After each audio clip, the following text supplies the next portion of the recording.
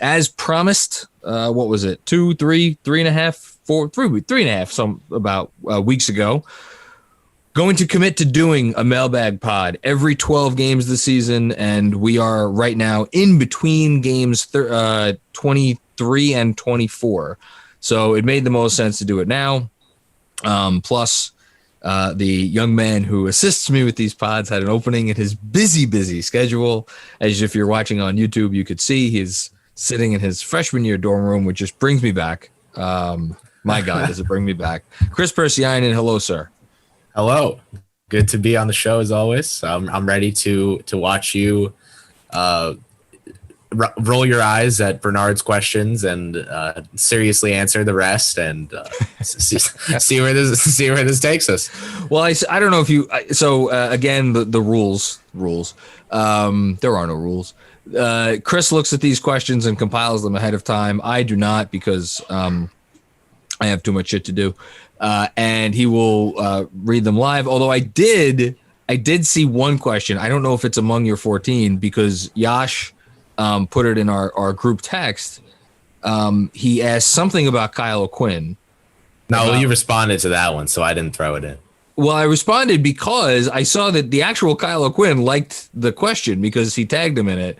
And if you're listening out there, Kyle O'Quinn, I just followed you today. Follow me back, and you can come on the Knicks Film School podcast, and I can talk to you about, I don't know, what it was like to do bar mitzvahs and play for the Knicks and all kinds of other fun stuff. So hi Kyle O'Quinn. With that backdrop, I think we should just get right into it, right? I'm ready. Okay, giddy up. First question comes from Brad, of course, of Prediction Strike. I do not want to trade Randall, but I'm curious what his value would be around the league. If for some reason we did trade him, what could we get back and who would be interested?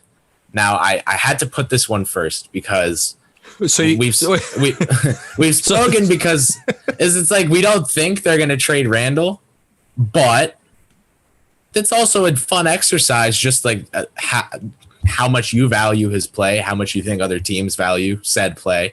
That's not the reason you put this first. You put this first so you could make me look like an asshole for the second straight mailbag pod, because the last question you put first was the one about ranking our trade assets, and I put RJ. What did I put? RJ Barrett fourth, and I'm gonna have to live that down for the rest of my life because I got jammed up and I rushed my answer, and it was really unfortunate.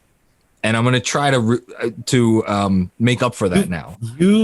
I don't know what it is. Yash has always been just on top of it. I don't know what it is about RJ.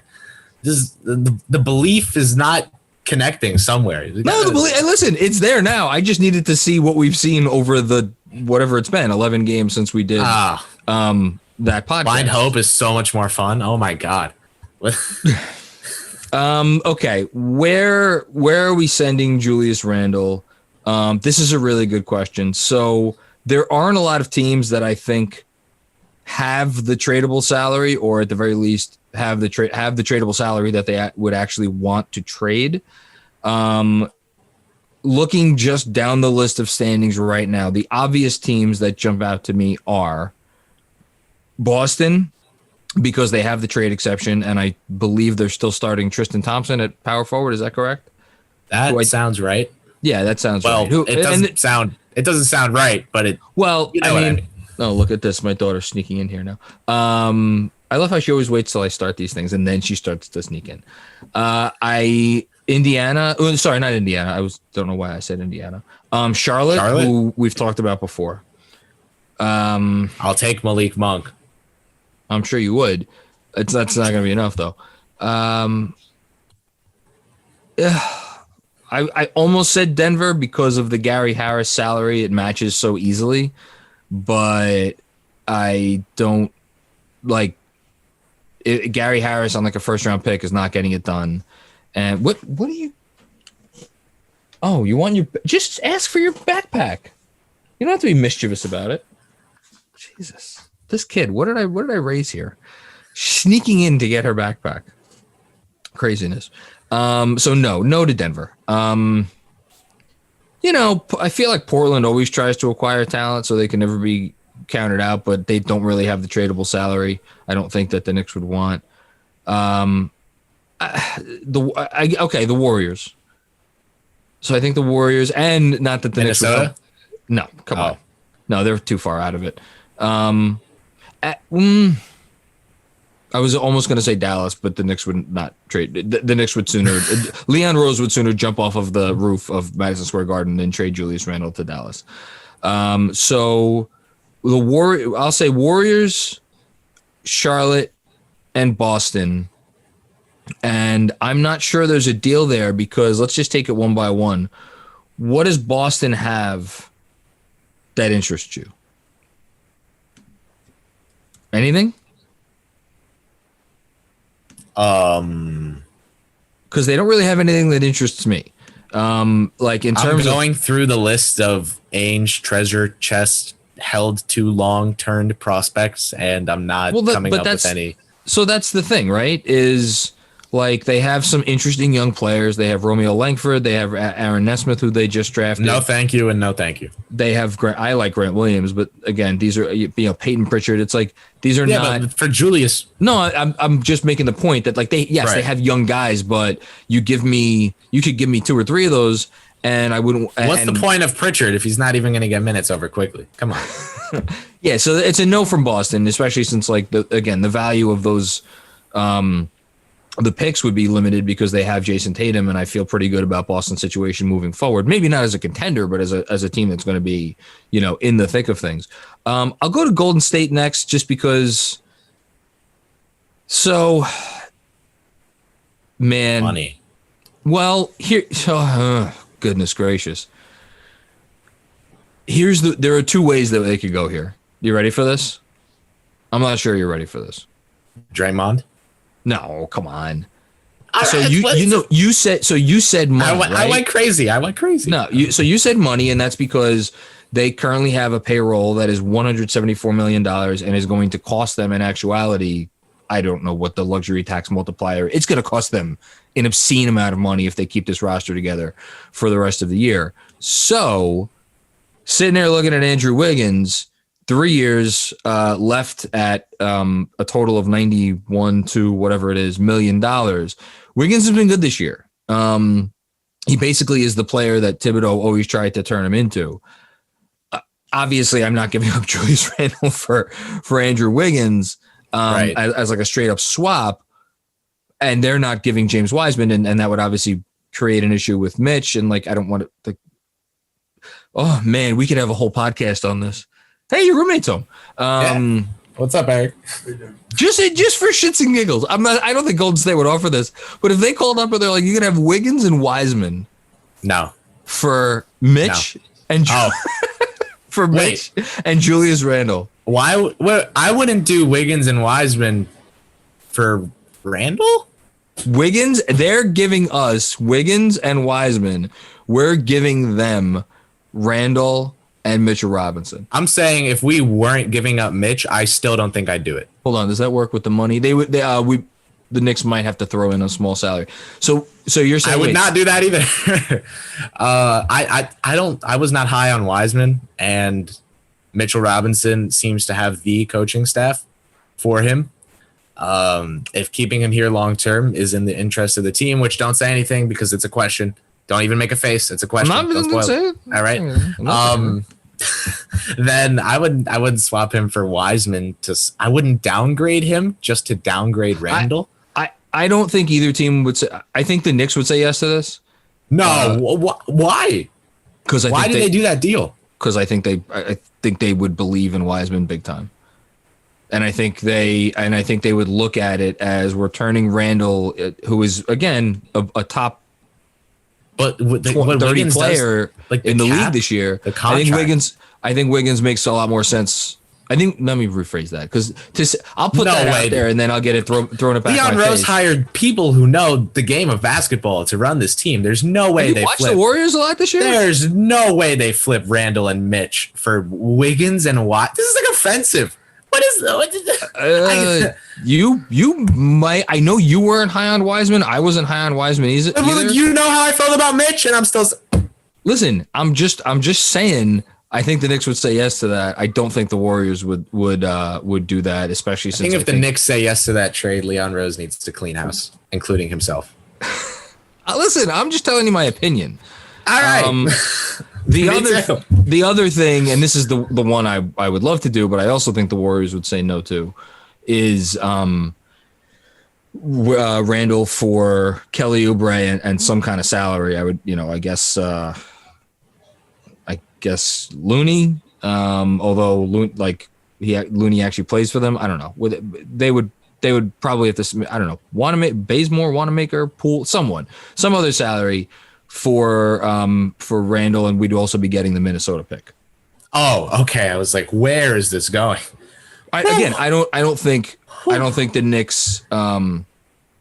I think the Knicks would do that. You don't think Randall is the guy Golden State wants to cash in that pick? Well, because which I get. So you're that Minnesota pick is the golden ticket of the NBA right now. It's the thing that gets them in the Beal discussion. If Beal decides he wants to be moved, then maybe he does, and he's just not telling anybody. Who knows? But New Orleans. New Orleans. It's a golden I've been ticket. saying New Orleans for Beal. Well, Jeremy too. I think you might be onto something. Whatever. I don't think that they want to cash that chip in for Julius Randle, especially since Julius Randle, in addition to what they already have, which is, again, it would be Green, Wiseman, Wiggins, Steph. Like, I don't think that guarantees them a win, like a first round playoff series win. I mean, hell, they may not even get out of the playing game, if we're being honest. Just because I don't know that I see that fit, which is the same reason I don't think they do the other trade. I don't think they'd give up Wiseman and Wiggins for Randall and Mitch. So no, I guess we've talked about this for a while, but I feel like it was an interesting one. If you think the Knicks would turn down getting fucking James Wiseman, you're insane. I'm just telling you.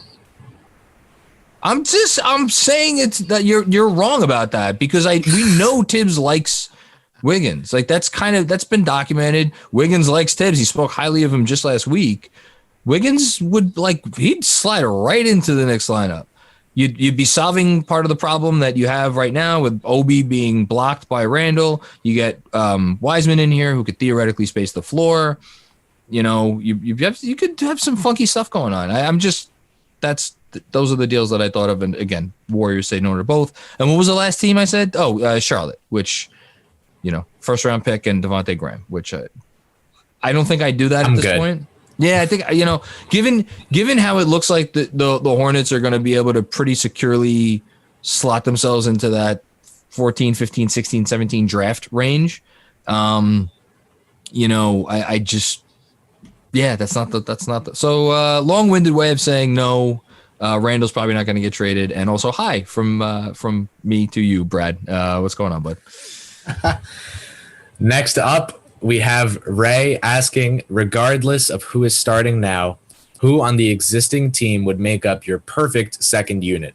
This assumes there are some starters who shouldn't be and leaves holes in the starting five, but is a fun exercise.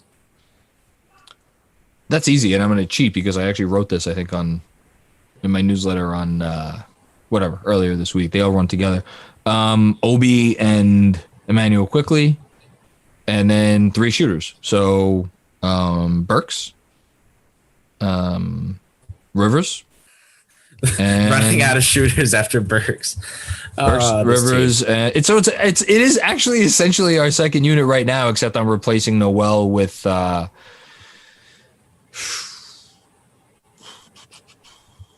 We could put Frank in there. That'd be fun. I was gonna say Frank. Yeah, IQ, Frank, Burks, Rivers. That's a little small because now you got Obi playing the four. Let Obi play the five. Yeah, no, I'm saying sorry. Oh yeah, Obi playing the five, but you'd have, I guess, Burks play. No, you can't have that, or Frank playing the four. That's too small. You know my devious plan from the other day that finds Obi his front court mate if he were to be at the five, but may also light Knicks Twitter on fire. Michael Kidd-Gilchrist.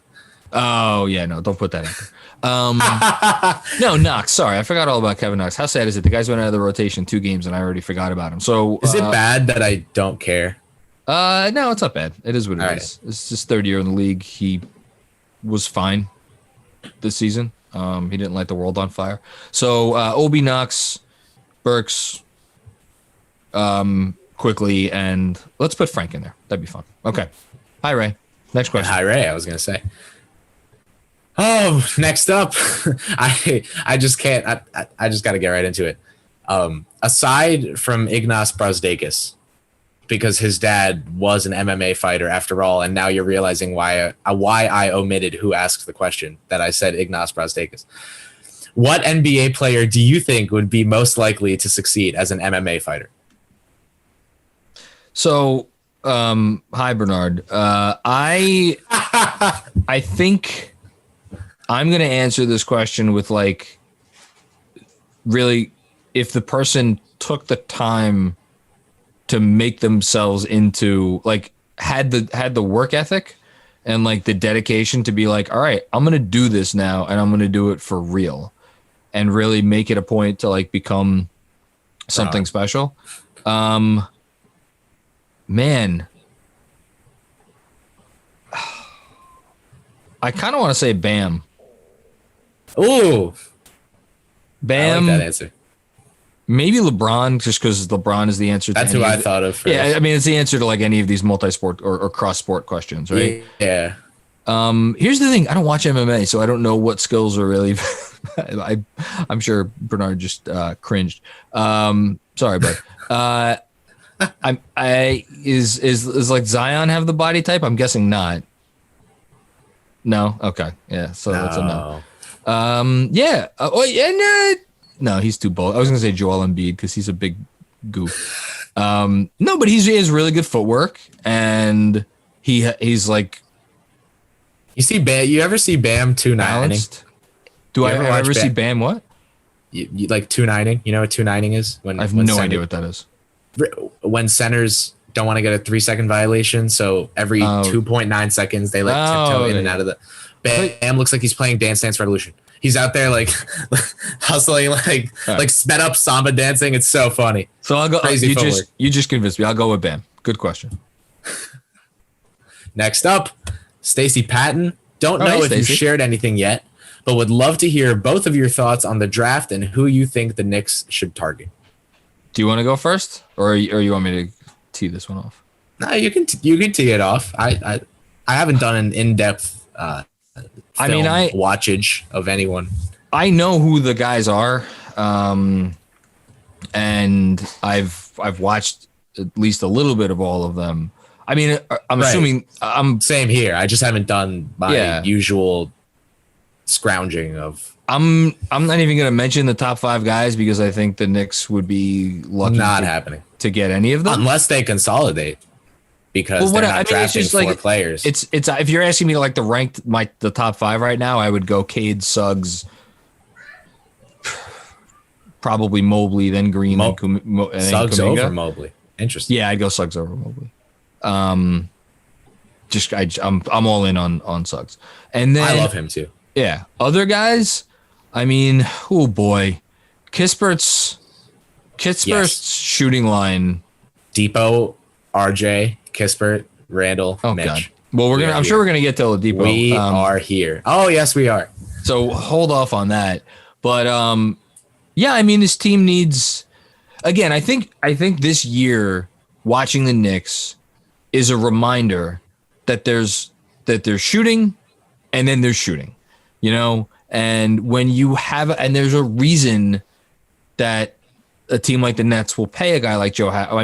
Unique situation because they were between a rock and a hard place. They couldn't replace that skill set because of the cap situation. But like, there's a reason that probably even if they weren't in that situation, they would have been happy to pay that dude whatever they paid him. And why Gary Trent Jr. is going to make whatever the hell Gary Trent Jr. is going to make this summer. It's the most important skill in the league today, presuming you could hold your own on the defensive end of the floor. And I think.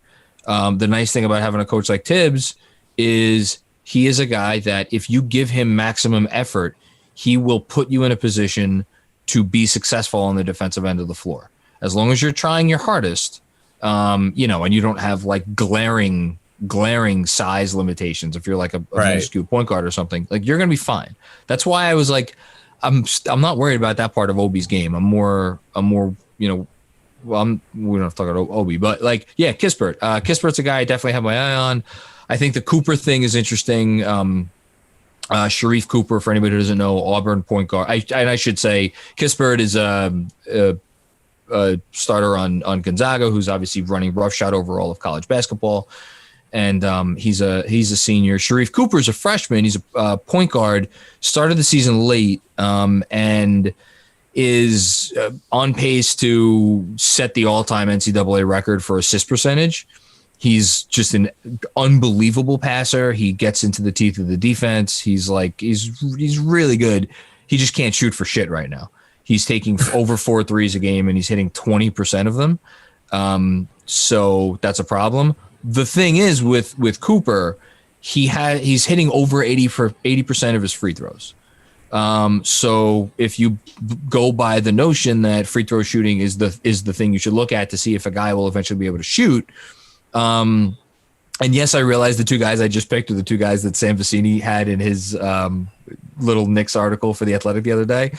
What can I say? I agree with him. I think those are 2 guys that, other than the top 5, if I'm the Knicks, I would have my eye on. Other than, I think I mentioned him last night. Who? Springer. I like Springer, but the more I watch the Knicks and try to envision him on it, like, I need more faith in the 3 ball, and I know he's hitting. You don't because you don't think he's going to start, and then you don't know about him coming off the bench with IQ. I think they need to draft a starter in this draft. I think they have to come away with a starter. And the thing with Springer is he's only taking 1 3-pointer a game. And the reason is because his form is like a little funky. He's hitting 56% of his threes, but again, he's only taking like 8 this year, whatever, 10. I don't know what the number is. No, the other guy I was going to mention is Moody. I love him. Yeah, I just tweeted out highlights the other day, just for fun. I love watching him play. Kid's fucking 18 years old. He could play defense. He's hitting. What is he hitting from 3-point right now? He's hitting. I tweeted 35%. So a couple weeks ago, I said a Moody Kispert draft would be like ridiculously good. Yeah, but like it's just tough because you're looking for that lead guard, and the odds are that you're not going to get Suggs or Cade, and you're still going to be left waiting for that lead guard. But then that gets back to the questions, which again, I have a feeling we're going to get one about, do we already have the next lead guard of the Knicks on this team already? So, all right, let's keep going. Next up, G-Men Galaxy, aka Drew, my guy. What do you think could happen? Hi, Drew. Big fan of the show. If you were a Giants fan, you'd follow Drew on Instagram. What do you think could happen near the trade deadline? And a second question that I had lined up for this, also from Alex Storm, an ideal trade and a realistic trade for the Knicks before the deadline. So just general deadline. So what do I think they'll do, and what do I want them to do? Yeah, pretty much. I want them to use this cap space. That's such a cop-out answer, but I want them to use this cap space. I don't really want them to trade Julius Randle, especially given how we just canvassed the league and there's nothing really there. I don't think the player that ails them is going to be out there in this trade market, or the player that will cure what ails them. Excuse me. He will at least not what? He will not. Yeah, I don't see that guy out there, and I have no interest in overpaying for someone who might be that guy. I want to make the best use of this cap space in terms of turning it into something valuable, whether that be a pick or whether it be a situation like I've kind of touched on in newsletters and recent podcasts where they will be paying a price for a player that maybe would otherwise be unavailable, but it is available because they have cap space to inherit that player, and would be available maybe at a more expensive cost were it not for the fact that they had this cap space. That's all I want to see them do. I want to see them make use of this cap space in a smart way that forwards or advances the long-term goals of the organization. Let's say that. Makes sense. And then what you think they might actually do? I think that's what they'll do. Oh, really? Yeah, I think they're smart. I think they know what they're doing. Trying to think if there's anything that I could see them doing that would be like Knicksy. I could see them just make if they can't find the type of deal that I just mentioned where they're making really smart use of their cap space. You're not going to say Derek. And it's not. I mean, I don't know. Do I think they're going to trade for Derrick Rose? Honestly, I don't really even care. But like if we're sitting here and it's 6 hours or 4 hours or 2 hours from the deadline, how do you not? Because he's better than Elfrid Payton. Yeah, but then what? Then what? He's better than Elfrid Payton. Quickly could play with Derrick Rose. Rose quickly. RJ Randall, and pick your fifth guy. I don't really care who it is. Like, that's a fun lineup. I'd like to see that lineup out on the floor. Anyway, I don't want them to trade for Derrick Rose. I'm just saying I wouldn't mind. I wouldn't really care. It's like with you about Knox. You don't care. I don't really care if they trade for Derrick Rose. I think that as I was saying, I think if it's a couple hours before the deadline and that theoretical deal is not out there, and it's just a matter of like, there's some talented player out there who it's just a matter of them like, all right, we could rent out our cap space and just inherit this person in, and we're not really giving up anything. We're not getting anything to do it. I think they might do that. And I don't even think they really care who that player is. I think it would just be like, you know what? Fuck it. We have 30 games left, 25 games left. Let's take a chance. Like whether it's a Drummond or, I mean, he's the most obvious answer. Or trying to think who else. Oubre. Martin. I don't think the Nuggets would want to just get rid of him. Agreed. They're trying to win a championship. Why would they want to? He was not necessarily the happiest, it seemed. He's not happy. He says, I'm a starter. I want to be starting. And he's not starting. So, of course, he's not happy. But it doesn't matter. The Nuggets are trying to win a championship, and he's going to be a free agent. So, yeah. Okay. Next up. Next up from Dave Early.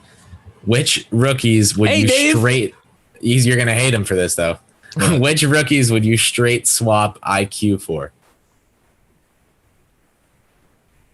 I'd swap him for Ball. Mm-hmm. Agreed. I mean, the obvious question here is Halliburton. I wouldn't swap him for Halliburton. And Halliburton's been awesome. I watched Halliburton last night against who the hell did they play? They played the Celtics and they won. And Halliburton is just like, he's automatic from three. He makes the right play every time on both ends of the court. He makes smart plays. He's heady. He does all of the little things. The guy's going to be really good. I still believe in Obi. I still think there's a world where the Knicks don't regret the pick. But like, any questions about what Halliburton is going to be as an NBA player, I think have been answered. He's really, really good. He can't create. He's not a guy who's going to break anybody down off the dribble, but he could do some stuff off the pick and roll. And this shot is pure. So he's really fucking good. I would not trade quickly for him, though. I like that. Agreed. And so Ball, anyone else, Edwards, I would have to think. I want no part of Anthony. I know Edwards has been playing really well. Some people would disagree. I know Riley, my co-host on To a Tolerable Degree, is like pissed that he's top 3, 4, 5, like on the rookie ladder. Thinks he just has exclusively shown flashes. I mean, there's varying. Like, all the issues that surrounded that dude before the draft are still there. That team sucks ass, and he's a part of it. I think that matters. It's not like they're without Minnesota, talent. Like look at Jarrett Culver and then Edwards. I like, you draft two guys high in the draft who then both look like bad. I don't know if that can be an indictment on those guys. It might be. No, I think don't know it's if a. you can I think make it's a. that indictment though, because it's just like we know Minnesota's just not. I mean, look what Wiggins just said. No, I know it's not a good situation. I totally get that, but like, listen, I want to keep quickly here. I'm sick and tired of having to look at other guys and be like, man, I wish that dude was doing that here. We have the guy who is doing it here. He's doing it right now. We're seeing it every night. So I'm happy with my dude. High character, work ethic, all the things. Love it. Speaking of evaluating character, transition here. We need you to play Pobo, I guess, and hire a head coach. Start one, bench one, hire one from Colin from the Strickland. Oh, hey, Colin. To replace Tom Thibodeau as head coach. Elfrid Payton, Emmanuel Mudiay, Dennis Smith Jr. I have to hire one of these people to start one, bench one. Start one, bench one, and hire one as the head coach. And if the choices are Mudiay, Dennis Smith Jr., and Peyton. Oh Christ. That's a great. I couldn't not throw it in. I guess Peyton's my head coach, and oh my God. You're gonna start Mud? I'm not hiring either of those people as my head coach. That much is clear. I can't do that to Dennis Smith Jr. I'll start Dennis Smith Jr. Start DSJ, bench Mudiay, hire Peyton. All right, there you go, Colin. I'm going chalk there. Another Strickland celebrity appearance. Prez wants to know about Tibbs. Okay. We know that Tibbs is a strong tactical coach whose undoing in Minnesota was his poor player evaluation as Pobo. Do you think poor player evaluation explains how he's handled minutes for Elf, Rivers, and Frank, or is it something else? No, I think he just likes guys that he could depend on in the ways that are valuable. That, like, I think there are things that matter to him a lot. And it's clips of Alfred threes are just playing in my head right now, just so you know. Yeah, like it's so that's like one of those things. Like, again, intellectually, he knows Elfrid Payton is not helping him win basketball games because of all of the issues that Elfrid Payton brings to the table. But I don't know. He's in the right spots that he has to be, and he does the things that Tibbs asks him to do, whether he does them well or otherwise. And again, then on defense, like there are just complete lapses of effort on POA or things like that. It's like, okay, so then he's not where he's supposed to be, or he's not looking like a leader, or he doesn't look like a vet. I don't think he's ever out of place. I think he just like isn't good getting around some screens and doesn't fight hard enough. So then the obvious answer or the obvious question is like, okay, well, why isn't Frank playing? Because we've seen him fight hard around screens, and we've seen him make 3-pointers, and we've seen him like do the things that a coach asks. Yes, with the exception of one thing, which is that Frank plays point guard scared. He always has throughout 3.5 years, and that has never really changed. And I think that's a deal breaker. I think here's the answer to the question. I think coaches have deal breakers sometimes. And there are some things, whether fair or otherwise, that if you do or you don't do, the coach is just going to be like, I'm just not going to play you if you don't do this thing.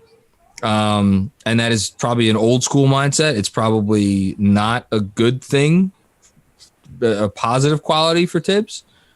But I don't know. It is what he believes, and I think he brings a lot more good than bad. So I'll live with it, because I think that's the reason that Frank is not going to get a chance. Because Elfrid Payton, if there's a lane that's where I've been at. Yeah, if there's a lane, Elfrid Payton's going to take it, and if there's a shot, Elfrid Payton's going to take the shot. He might make 3 out of 10, but took like 19 of those things. He did take 19 of them, yeah. Like Frank's never going to take 19 shots in his life. And I've said it before, I think on this podcast, if you're a point guard and you don't try to score, you're useless to Tibbs. You're utterly useless. He wants nothing to do with you. So that's why Frank's. And that's why DSJ got the minutes. Yeah, they wanted Dennis Smith Jr. to work, and Dennis Smith Jr. again played like a guy who's kind of broken. But they were willing to give the chance to a broken Dennis Smith Jr. over a functional Frank Ntilikina because of that simple thing. And that's why Frank is going to be playing basketball elsewhere next year, if not much sooner. So, yeah. Well, we'll touch on that probably in a couple questions. Okay. Next up, though, from Jordan Banks.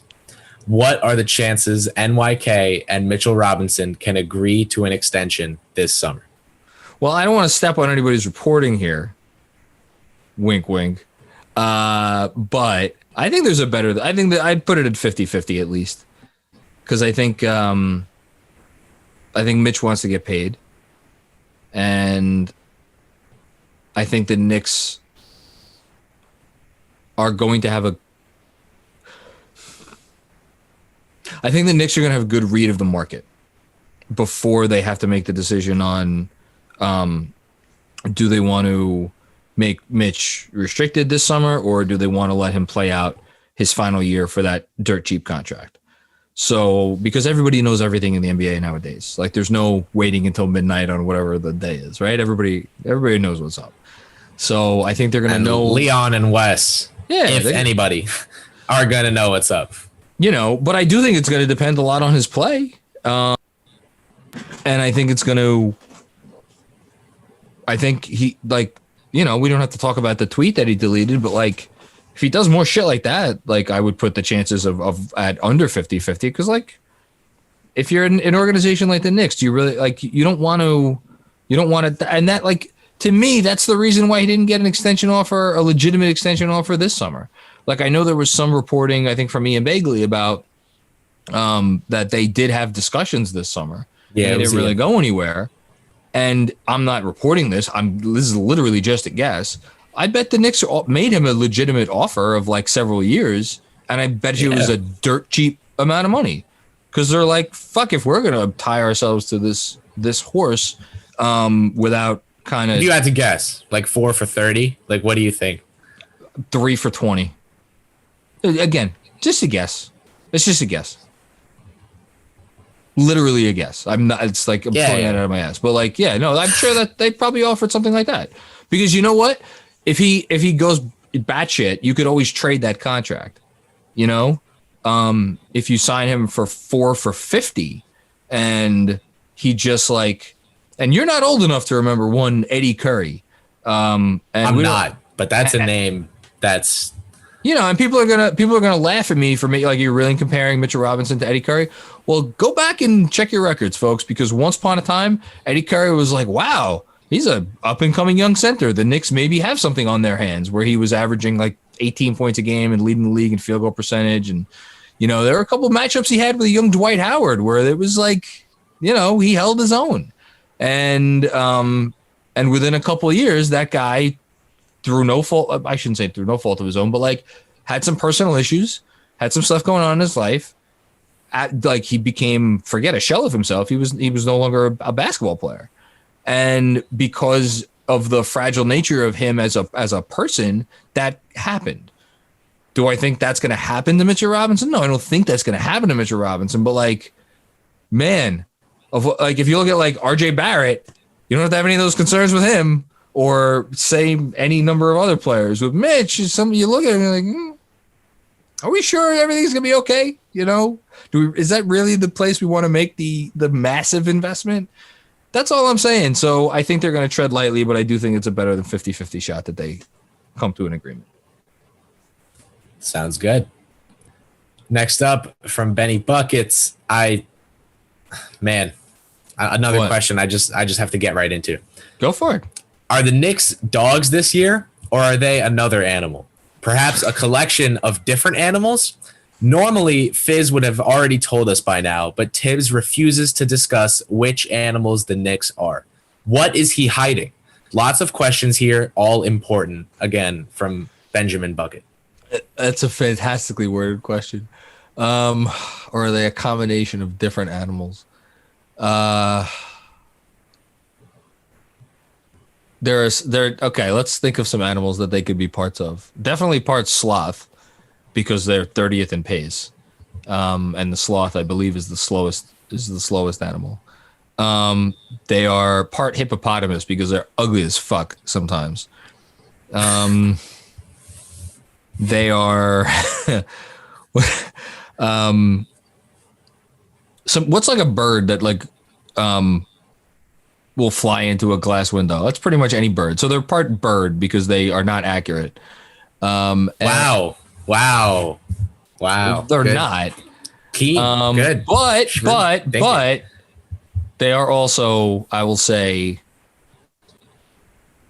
a bear. Now, I understand bears could run a little bit, but like maybe like a slow moving bear. But bear, you don't want to be one-on-one. They're like a fat bear. They're like a fat bear. Yeah, slow. Sometimes slow to respond if you poke it while sleeping, but you poke enough times and you might get a little. That's the thing is you don't want to poke the bear, and the Knicks have acted like a bear that has been poked many times this year because you don't want to be one-on-one with a bear. If you're a bigger and stronger and fiercer animal, like an elephant or something, or a lion or whatever, like, you could beat the bear, especially if it's a fat bear, but you're going to get scarred up.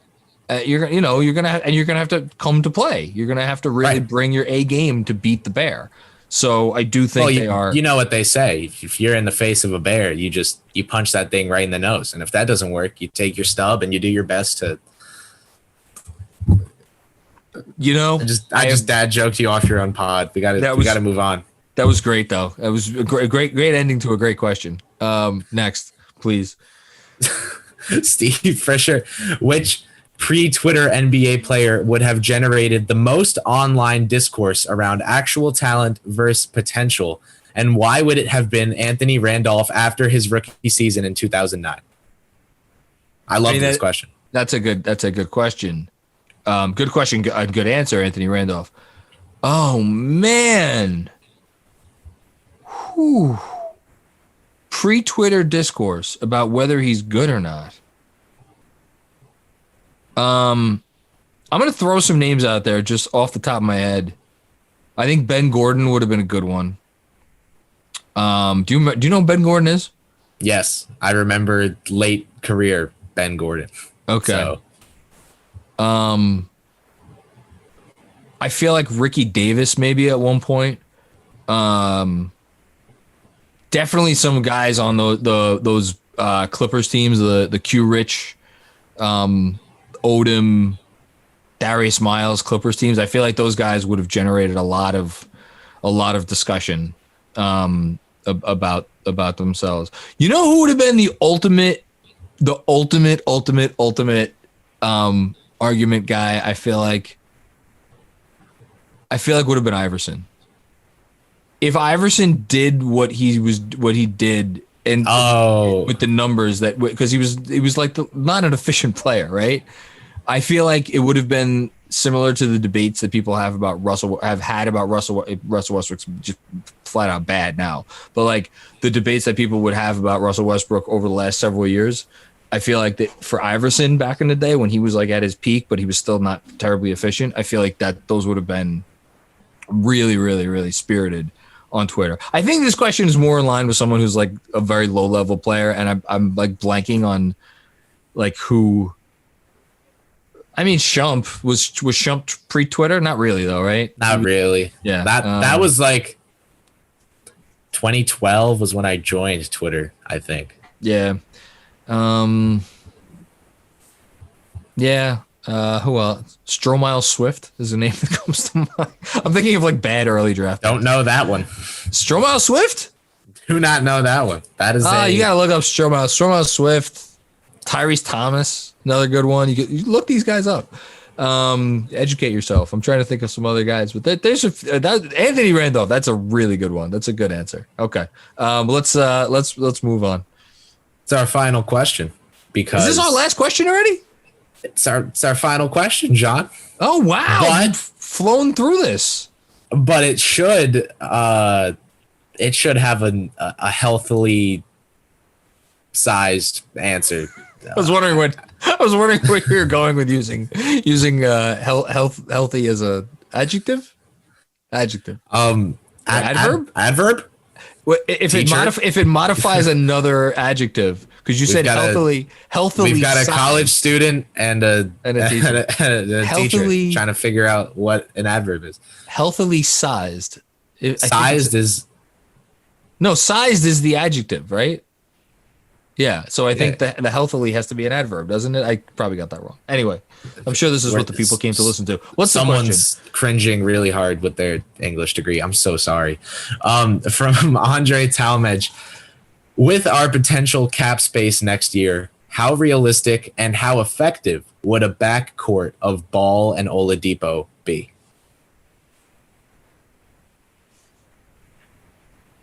Because if Lonzo Ball, Victor Oladipo, RJ Barrett, Julius Randle, and Mitchell Robinson doesn't have Leon Rose written all over it. I hope it doesn't have Leon Rose written all over it.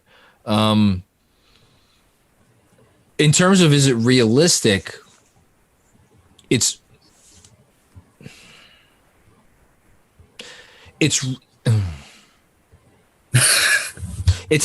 not real. I don't think it's realistic because if we're talking, it's not the other. Well, if we're talking just trying to sign both of those players, so that means you're signing both in free agency, which means for trading. Victor Oladipo, you need to the Pelicans will have restricted rights, and you need to make that a sizable offer, which I'm guessing is going to start in the neighborhood of, I mean, unless he just really, shits the bed for the rest of the season, that offer is going to be north of $13 million. I mean, it has to be. Or maybe not. I don't know. I mean, let's say 12 million, right? And then Victor Oladipo, you're going to need to pay at least 30. The Knicks to get him to actually come here, because I think he wants to go elsewhere, and if you're going to get him on board, you're going to have to overpay. Right. So they would not have the cap space to do that unless they moved a little bit of money. That said, what if they traded for Lonzo before the deadline, signed Oladipo, and then went over the cap to re-sign Lonzo? It would have to involve some kind of chicanery. Chicanery. I love that word. It really is one of my favorites. Actually, wait a minute. Hold on. Some good finagling. Wait a minute. I used finagling in a LaMelo article one time for SI, and that was like my magnum opus.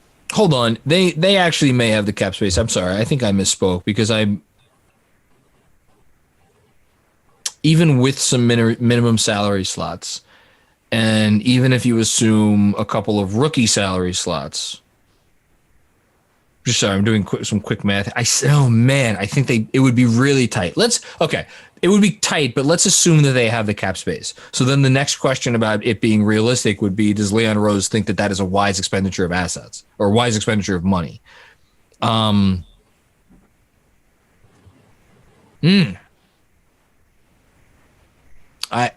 Goodness gracious.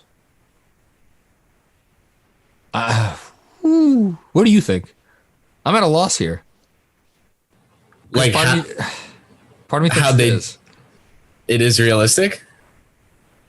Because I don't know where the team is that's going to be dying to pay Lonzo Ball whatever it is, $13, $14, $15 million a year, with what he's shown over the course of his career. And would Charlotte entertain? Oh, come on now. I mean, I that would be something. He could walk into a starting job with the Knicks easily. They could draft whatever, Kispert, Moody. With our coaching staff, they can have him as our starting PG. I think. They would. But that's the thing is, like, is I think this is one of those things where, you know, when somebody wants something in the NBA, they usually find a way to get it if they have enough clout. And crazy as it sounds to say, I think the Ball family is like, do you want to deal with that fucking nut job? You know, being unhappy and causing a ruckus. If he knows that he could put his kid in a starting point guard job for the New York Knicks, man, that might be tempting. I think that's more likely than Oladipo. And the reason I think it's more likely than Oladipo is Miami. I just finished a whole, you're not going to like this because I know you're a big fan of Oladipo and I know we've talked about Oladipo in the past, and I too am a big fan of the idea of a fully healthy, fully actualized, being his best self version of Oladipo. And I just spent the last hour and a half or so, maybe more, before coming on this podcast, digging into the numbers of the actual Victor Oladipo that we have seen now for quite some time. And let me tell you, they're not good. They're really bad. Prez is the one who says tall Fred VanVleet, right? And yeah, but I think that's insulting to Fred VanVleet because Fred VanVleet is whatever he is from his career from three. Let me ask you this question. I went into Basketball Reference and I added up the totals from his other seasons myself before. What do you think, Victor Oladipo, if you take away the one season in Indiana where he made the All-NBA team and you looked at all of his other shots for the rest of his career, what do you think he's shooting from 3-point range and what do you think he's shooting from 2-point range? If you take away that one season. 42-31. So you're actually a little low. He's at... I went a little low to not... Because I could smell the low numbers. He is at 34.2% on threes, which is a couple percentage points below league average. And he's 46.7% on twos, with a ton of those being taken, you know, close to the basket and around the rim and the whole thing. You know, and you look at his numbers this year with Houston, 34% on threes, 46% on twos. And it's like, oh, wow, that kind of lines up with his career numbers. He really does not, he like will go into the paint sometimes. He averages around the same amount of drives per minute as RJ Barrett. But he's not great on them. He's no better than Barrett, and Barrett still has his issues, you know, when he gets to the rim. He's getting better now with the turning those drives into short mid-rangers, as our friend Tom Piccolo did a nice video on Twitter today. But in short, I just like the fact that there's so many red flags, and the fact that you're going to need to give this guy, I really do think you're going to need to give him the minimum of the Hayward contract to get him to stay. Minimum, bare minimum. And maybe that doesn't even get it done. Maybe he just has his heart set on going to Miami. So that's really frightening to get yourself into that situation if you're the Knicks, where you're like, shit, is this, if you're Leon Rose, you have played it so patiently for a year and a half, it will have been at the point where they would have to make this decision on free agency for Oladipo, whether they trade for him or not, right? You've been so patient. Is that really where you want to cash in your chips? Because if that's where you want to cash in your chips, that means you're essentially boxing yourself into, you're saying, all right, I got to resign Julius Randle now, you know, and that's my team. It's RJ, it's Julius, and it's Victor Oladipo. Like, where is that getting? Like, really, where is that getting me? And I don't know if that's, because here's the last thing I'm going to say, and this I think you'll like. We know what this is all about, right? We know the guy that they really want. You tweet his picture all the fucking time. I think he's still in your header, right? He's still my header. He's still your header. Depot, who on this team is getting us him? Depot, Obi, first rounders for an expiring. So that's Devin the Booker. thing. That's one of these with Worldwide West, and then extend. That's what I'm saying is Victor Oladipo on basically a max contract, I think could look really, really bad in a year or two.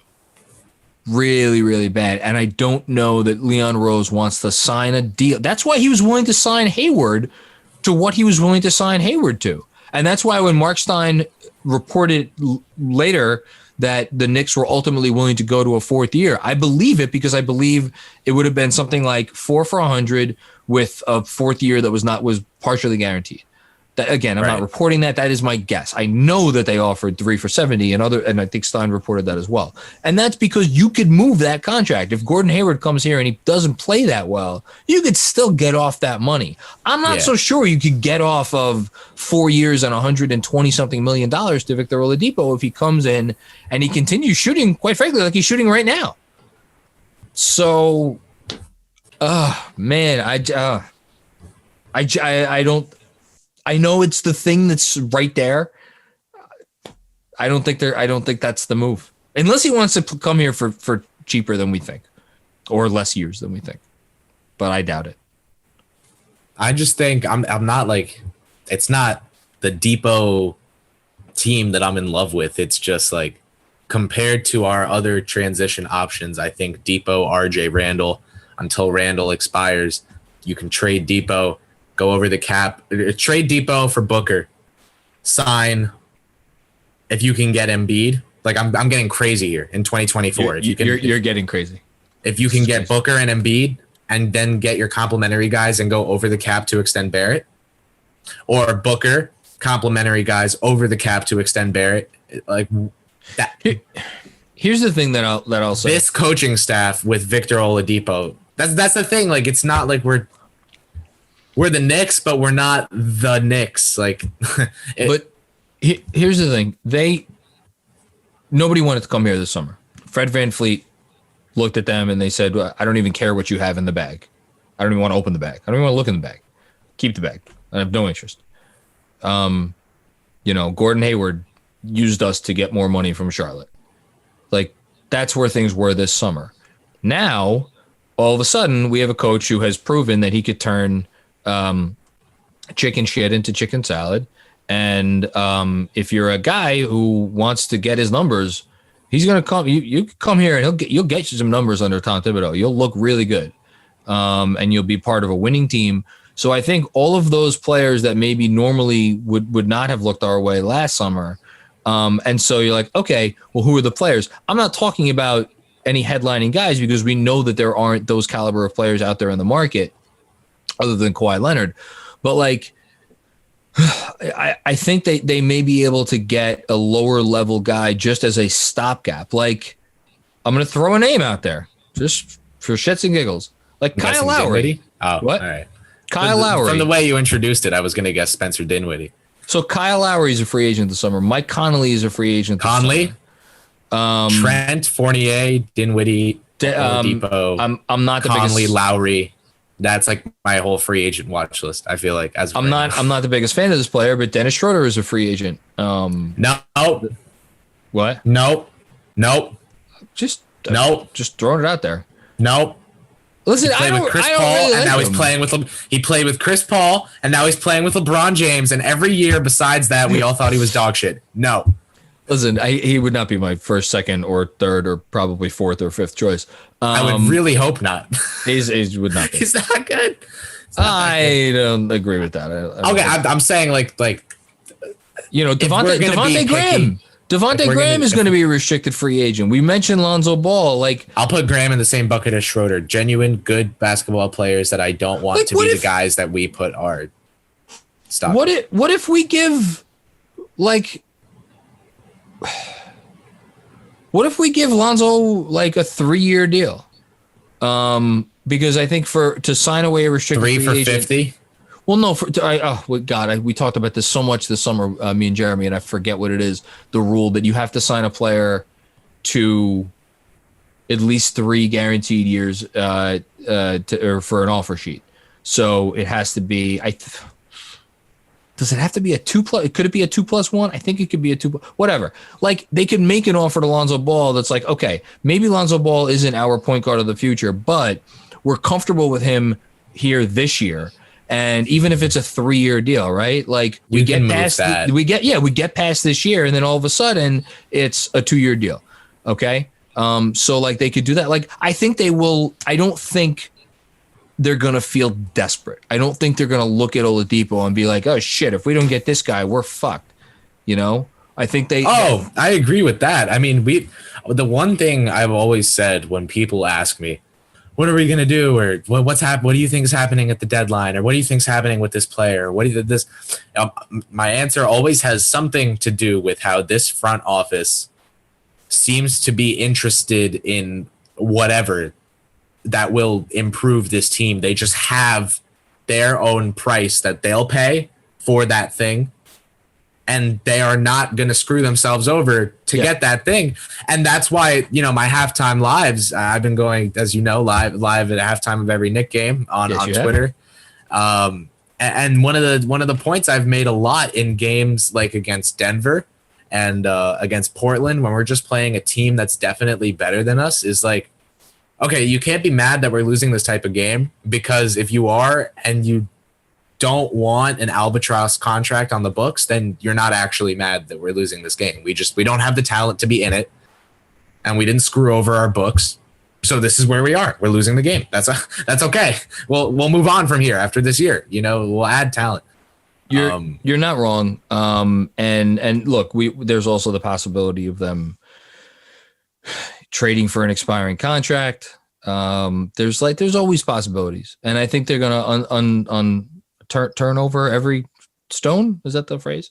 To try to continue to upgrade the talent. And I think they will. And I also think, again, not to get too far ahead of ourselves, I think they have the ability or they feel they have the ability to get a diamond in the rough in a draft, because this is now, Walt Perrin now is really building quite a resume between Gobert and Donovan Mitchell and Paul Millsap, and I think I'm forgetting someone else from Utah, and now Emmanuel Quickley. Whether that's Perrin completely or a little bit or not at all, I don't know, but it goes on their record. And yes, we have to wait and see with Toppin. That's a big thing, but yeah, I don't know. I don't think they're going to feel pressured. So I guess I would say, they'll talk about the longest answer ever. I don't think there's a great chance that it's Depot and Ball. Yeah. And if it were, though, just for the second part of the question quickly, what would you expect from that type of team? I think they'd be in the run for a 50-win season. Yeah. Ball, Depot, Barrett, Randall, Mitch. God, that shooting. Sure. I think. Listen, I think they'd figure it out. I think they'd figure out how to score. And look, I 40, win like 40, 44. No, I think something like that. I think they would win close to 50 games. And you mentioned him before, and I just want to say again, Spencer Dinwiddie, absolutely should be a name on their radar this summer. And I know Knicks fans absolutely loathe the guy, but you want to talk about a guy that I'd rather have here for the next several years than Victor Oladipo? Give me Spencer Dinwiddie. I like Spencer Dinwiddie as a player. I think he's a dick, but I like him a lot as a player. He is very good. Is that it? He shows it when he gets the chances to. So I think he will. Listen, I trust him to get back to his old self. All right, we did it. That is the last of our questions.